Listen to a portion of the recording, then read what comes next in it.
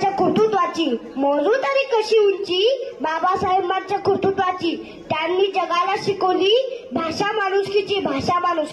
नमस्कार, माझे नाव आर्यन नामदेव दराडे। अध्यक्ष महोदय, उपस्थित मान्यवर आणि माझ्या मित्रमैत्रिणींनो, आज 14 एप्रिल डॉक्टर बाबासाहेब आंबेडकरांची जयंती आपण साजरी करीत आहोत। डॉक्टर बाबासाहेब आंबेडकर हे भारतीय राज्यघटनेचे शिल्पकार आहेत। त्यांचा जन्म 14 एप्रिल 1891 रोजी मध्य प्रदेशातील महू या गावी झाला। त्यांचे पूर्ण नाव भीमराव रामजी आंबेडकर असे होते व त्यांच्या आईचे नाव भीमाबाई होते।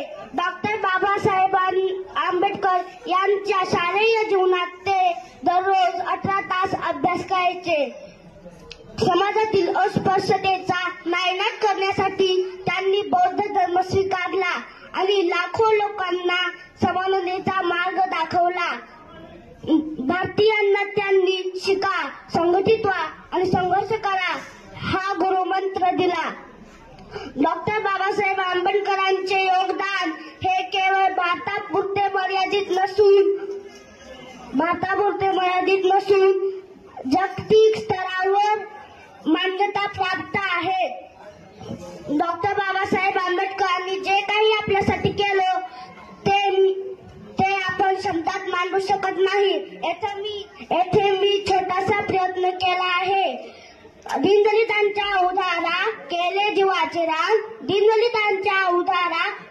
जीवाचे रान, भारतीय राज्यघटनेचे शिल्पकार ते, लिहिले भारतीय संविधान। 14 सत्याग्रह केला, 14 सत्याग्रह मन स्मृतीचे केले